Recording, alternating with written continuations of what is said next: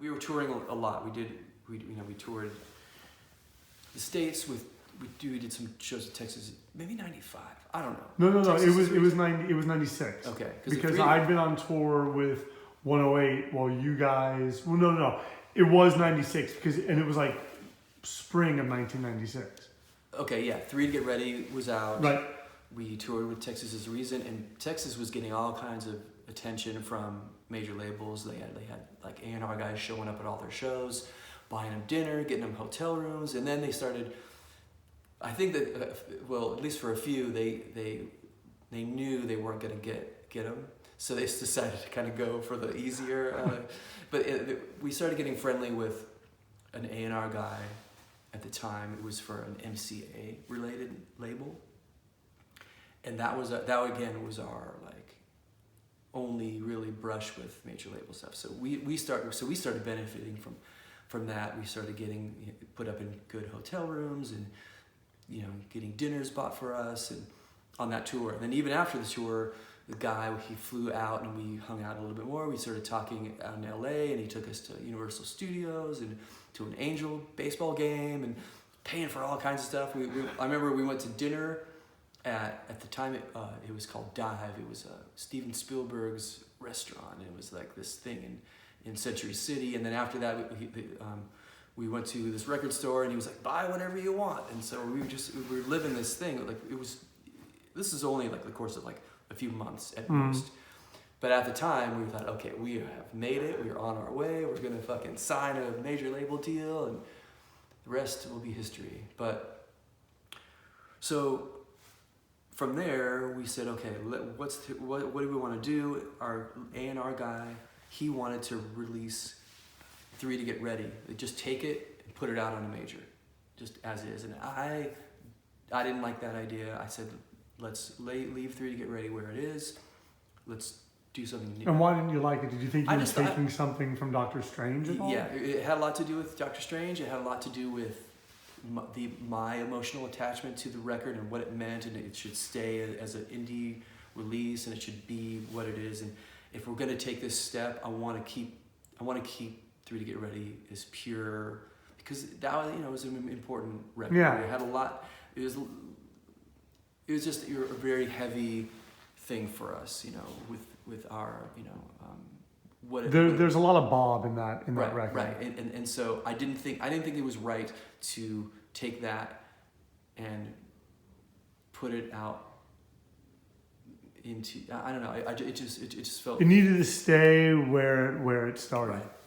So that was my thing, and so the thing is, well, that was the argument, or not that conversation never really made it past that area, because when we never really even got to talk any more about it, because we had gone, we did a tour in Europe, and when we got back from the tour of Europe, we got a phone call from our guy, and he said he was let go from the label, and they were passing on all the projects that he was bringing in, so that was sort of the end of that. But in between there, we were flown out to New York to meet with this guy, Bob Krasnow, and at the time I didn't know who this person was, but he's a big deal.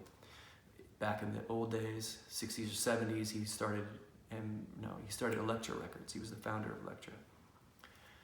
He's moved on and he's doing these other big record labels, but he's a big deal. He lives in this penthouse apartment on the Upper West Side in Manhattan. So all of us get flown out to New York. We stay in our own, each of us have our own hotel room at the Paramount in Manhattan.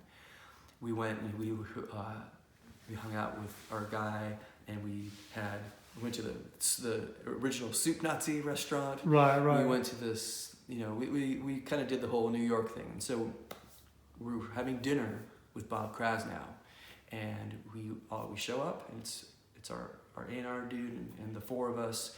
We sit down, and he's in this amazing apartment, and he's got like he's got like, I don't know if it was just catering just for the dinner, or if it's help that he's got around all the time, but right. He's very rich.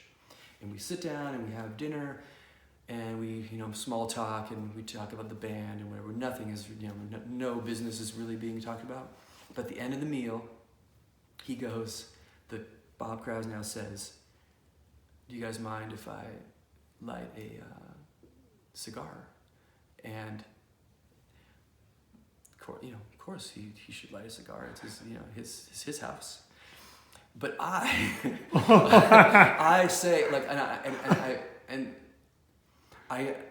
you just had to be you. Yeah. I say, well, I have allergies, and I'm a singer.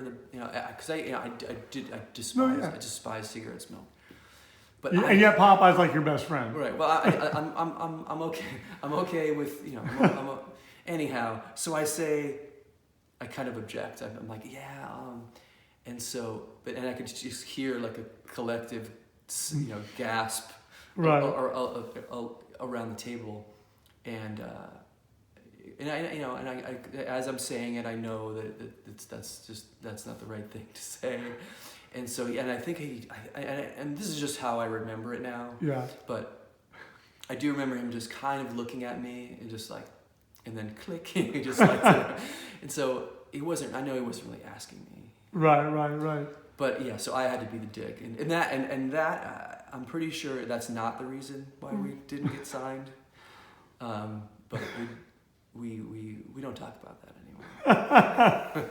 Except right now. Yeah. So yeah, but I do. At least that's how I remember it. I remember it being it was an awkward moment, but we got past it. But thinking about it now, like, why would I say so?